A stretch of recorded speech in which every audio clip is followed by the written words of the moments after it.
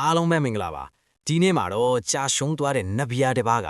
လူပြေကအသုံးမရတဲ့တထေးသားလေးရဲ့ကိုယ်ထဲမှာပြန်ဝင်စားပြီးအစွမ်းတွေပြမယ်ဇလန်းကောင်းလေးနဲ့မိတ်ဆက်ပေးချင်ပါတယ်မိသားစုရဲ့အနှိမ်ခံစေစားထားတဲ့မင်းကလေးတွေရဲ့အထင်သေးခြင်းကိုခံခဲ့ရတဲ့ရှောင်းဖြုံတယောက်နဗီယာစွမ်းအားတွေနဲ့ဘလို့တုံ့ပြန်မလဲဇလန်းငယ်ကတကယ်ကိုစိတ်ဝင်စားဖို့ကောင်းတာမို့အဆုံးထိကြည့်ရှုပေးဖို့ဖိတ်ခေါ်လိုက်ပါတယ်ဗျာ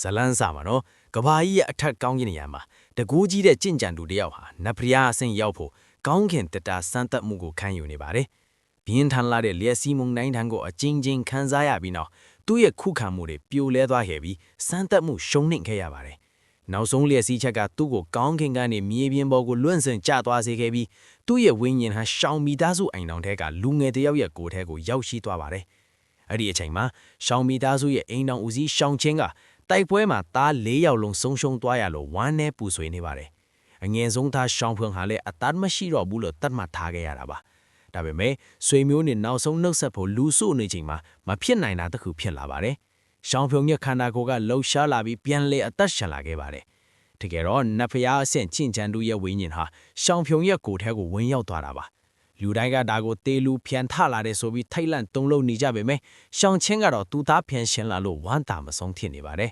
။ရှောင်းဖြုံဟာနတ်ဖျားဝိညာဉ်ပိုင်ဆိုင်ထားပေမဲ့မူလရှောင်းဖြုံရဲ့အမှတ်သိတွေကိုလည်းမှတ်မိနေပါတယ်။လွန်ခဲ့တဲ့3လကမိစ္ဆာတွေနဲ့စစ်ပွဲမှာသူ့ကိုကယ်ဖို့တာကိုကြီးအားငယ်ဆုံးသူလိုသိနေကြတာပါ။ရှောင်းဖြုံပြန်ရှင်လာတာနဲ့ပြဿနာကချက်ချင်းလိုက်လာပါတယ်။သူ့ရဲ့ကွယ်လွန်သွားတဲ့အကို3ယောက်နဲ့စေစပ်ထားတဲ့မိန်းကလေး3ယောက်ကျန်ရှုလီယန်နဲ့ဘိုင်ဂျာတို့ရောက်လာပြီးရှောင်းဖြုံကိုစိန်ခေါ်ပါတယ်။သူတို့ကရှောင်းဖြုံကိုအထင်သေးလွန်းလို့တလမှာငါတို့3ယောက်လုံးကိုအနိုင်ယူနိုင်ရင်မင်းနဲ့လက်ထပ်မယ်လို့စီကံချက်ထုတ်ခဲ့ပါတယ်။ရှောင်းဖြုံကအားလုံးကိုအံ့ဩစေပြီးအဲ့ဒီစိန်ခေါ်မှုကိုလက်ခံလိုက်ပါတယ်။တစ်ဖက်မှာလည်းရှောင်းမိသားစုရဲ့မွေးစားသားရှောင်းဟုံပြန်ရောက်လာပြီးရှောင်းဖြုံကိုအသုံးမရနဲ့သူလို့တတ်မှတ်ထားပြီးအထင်မြင်သေးနေပါတယ်။သူဟာကြံလီဆိုတဲ့တကိုးကြီးကျင့်ကြံသူတယောက်နဲ့ပေါင်းပြီးရှောင်းဖြုံကိုတတ်ဖို့နဲ့ရှောင်းမိသားစုရဲ့အမွေကိုသိမ်းပိုက်ဖို့လွှဲဝကြံစီနေပါတယ်။ရှောင်းဖြုံကတော့ဓာတ်တွေကိုကြိုသိနေပေမဲ့အေးအေးဆေးဆေးပါပဲ။ကြံလီကရှောင်းဖြုံကိုကြောပြုံမရှိတဲ့ကောင်လို့ထင်ပြီးတတ်ဖို့ကြိုးစားမှပေမဲ့ရှောင်းဖြုံရဲ့အရှိန်ဟာကိုမြင်လိုက်ရတဲ့ခါမှာတော့တုံလုတ်သွားရတာပါ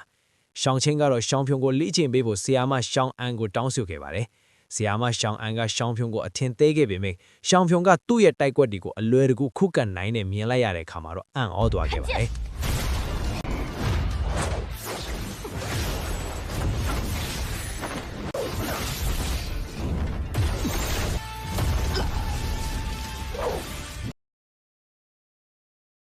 ရှောင်းဖြုံဟာသူ့ရဲ့ကိုယ်လုံးတော်ချွင်းအားနဲ့အတူ80အနက်မှာတကြိမ်ပွင့်နဲ့ကောင်းကင်ကြာပင်စီကိုတွားပါတယ်။အဲ့ဒီမှာလက်ထောက်မဲ့အမျိုးသမီး3ယောက်နဲ့ဧကရာရဲ့စတုထမင်းသားကိုတွေ့ဆုံပါတယ်။မင်းသားကသူ့ရဲ့အစွမ်းနဲ့ကြာပန်းကိုပွင့်အောင်လုံးမတ်ပေမဲ့အမောင်မြင်ပါဘူး။ရှောင်းဖြုံကတော့ဘာမှမလုပ်ပဲလမ်းလျှောက်သွားရုံနဲ့တင်ကြာပန်းကလှပစွာပွင့်လာပြီးသူ့ကိုအရှင်သခင်လို့ရွေးချယ်လိုက်ပါတယ်။ဒါဟာရှောင်းဖြုံရဲ့နတ်ဖျားအရှင်ဟာကြောင့်ပဲထက်ပါတယ်။ကြာပန်းရပြီးပြန်လာချိန်မှာကြံလီကမိန်းကလေး3ယောက်ကိုတိုက်ခိုက်နေတိုင်းနဲ့တိုးပါတယ်။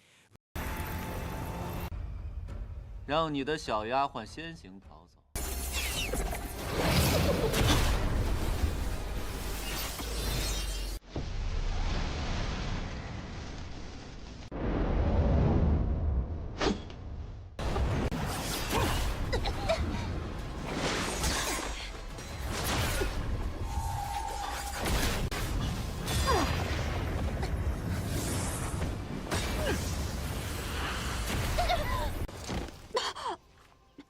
မင်းကလေးတွေအရေးနှိမ့်နေချိန်မှာရှောင်းဖြုံကမျက်စိသမိတ်သွင်းကြမ်းလေးကိုအလဲထိုးပြီးသူတို့ကိုကယ်ခဲ့ပါတယ်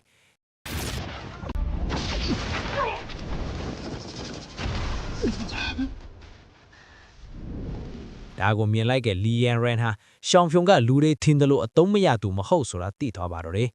ဒါပေမဲ့သူကနာမည်မယူပါဘူးသူတို့ကိုကူညီပြီးတိုင်းနဲ့ပျောက်ကွယ်သွားခဲ့ပါတယ်မင်းကလေးတွေကတော့သူတို့ကိုကယ်တာဝမ်ဟိုင်ဆိုတဲ့တခြားတစ်ယောက်ဆိုတာထင်နေကြပါသေးတယ်ရှောင်းဖြုံဟာသူ့ကိုတစ္ဆာဖောက်ဖို့ကြံစီခဲ့တဲ့ရှောင်းဟုံကိုခွင့်လွှတ်ပေးခဲ့ပေမဲ့မင်းသားကတော့ရှောင်းဖြုံကိုတစ္ဆာဖောက်ဆိုပြီးစွတ်ပြိုင်းခဲ့ပြီးအဖမ်းခံရအောင်လုပ်ခဲ့ပါတယ်။ဒါပေမဲ့ရှောင်းဖြုံကသူ့ရဲ့စွမ်းရည်ကိုထုတ်ပြလိုက်တဲ့အခါမှာလူတိုင်းတုန်လှုပ်သွားပြီးမြို့ဝန်ကပါဒူးတောက်တောင်းပန်ခဲ့ရပါတယ်။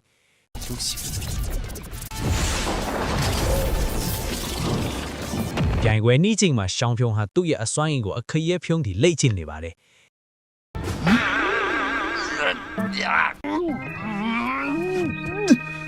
လ လီယန်ရန်ကလည်းသူမရဲ့မိသားစုအမွေအနှစ်ကိုရှောင်းဖြုံအသက်လက်ဆောင်ပေးခဲ့ပါတယ်ရှောင်းဖြုံရဲ့ရည်ရွယ်ချက်ကတော့ပြိုင်ပွဲမှာအနိုင်ယူပြီးစစ်ဗိုလ်ချုပ်ဖြစ်လာဖို့နဲ့သူ့အကိုတွေအတွက်လက်ထစာချီဖို့ပါဒါကတော့ဇလန်ရဲ့အမိုက်ဆုံးအခန်းပါပဲ33တက်ကောင်းကင်မျိုးတန်းစမ်းသက်ပွဲမှာရှောင်းဖြုံပါဝင်လာပါတယ်ဝမ်ဟိုင်တို့က10တန်းလောက်မှာပဲအခက်တွေ့နေချိန်မှာရှောင်းဖြုံကတော့မျိုးတန်းရဲ့ထိပ်ဆုံး33တက်ထိဘယ်သူမှမသိအောင်တက်နိုင်ခဲ့တယ်我先走啦，再见。သူဟာမျိုးတန်းရဲ့လွှဲဝက်ချက်တွေကိုဖော်ပြပြီးမီးဆေးလုံးကိုရယူခဲ့ပေမဲ့အကင်းထွက်လာတဲ့အခါမှာငါတော့အောက်ထပ်မှာပဲအိပ်ပျော်သွားတယ်ဆိုပြီးလူပြင်းဟန်ဆောင်လိုက်ပြန်သွားတယ်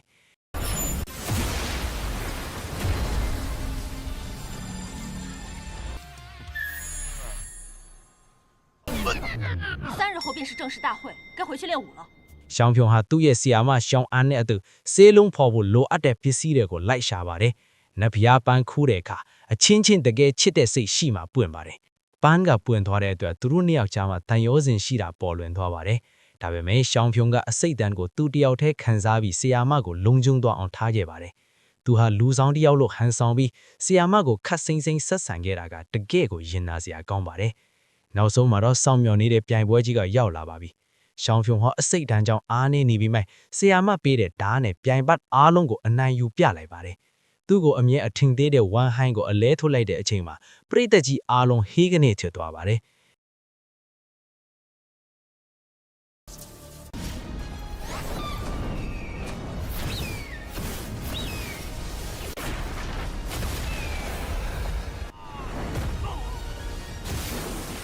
အဲ့ဒီအချိန်မှာပဲလီယန်ကအမှန်တရားကိုဖွင့်ပြလိုက်ပါတယ်။သူတို့ကိုအမြဲကဲတာဝမ်ဟိုင်းမဟုတ်ရှောင်းဖြုံပဲဆိုတာကိုအားလုံးသိသွားတဲ့အခါကြံရှုလို့တတိုက်နောင်တတွေရကုန်ကြတော့ပါတယ်။ဆက်ရှင်ကအထွတ်အတိကိုရောက်သွားပါပြီ။ဧကရာမင်းကြီးကိုတိုင်ကရှောင်းဖြုံရဲ့ကောင်းကင်လျက်စီးစွမ်းအားကိုလိုချင်လို့လာတိုက်ခိုက်ပါတယ်။ရှောင်းဖြုံဟာနတ်ဖျားဆေးလုံးကိုတောက်ဆုံးသည့်သူ့ရဲ့မူလစွမ်းအားတွေကိုပြန်ဖော်ပြလိုက်ပါတယ်။ဧကရာတောင်မှသူ့ရှိမှဒူးထောက်ခဲ့ရပါတယ်။နောက်ဆုံးမှာတော့ရှောင်းဖြုံဟာလူပြေကတာဝန်တွေကိုကျေပွန်သွားပြီးကောင်းကင်ဘုံကိုပြန်တတ်သွားပါတော့လေ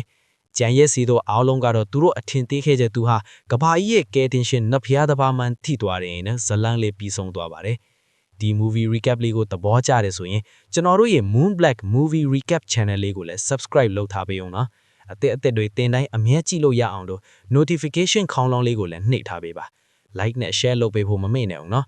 နောက်ထပ်ဘယ်လိုကားမျိုးတွေကို recap လုပ်ပေးခြင်းစေတလဲဆိုတာ comment မှာရေးခဲ့လို့ရပါတယ်အဆုံးအထိကြည့်ရှုပေးတဲ့အတွက်ကြီးစုအထူးတင်ပါတယ်ကျွန်တော်နာမည် Moon Black ပါနောက်ဗီဒီယိုမှာပြန်ဆုံကြမယ်တာယာပျော်ရွှင်တဲ့နေ့လေးဖြစ်ပါစေဗျာ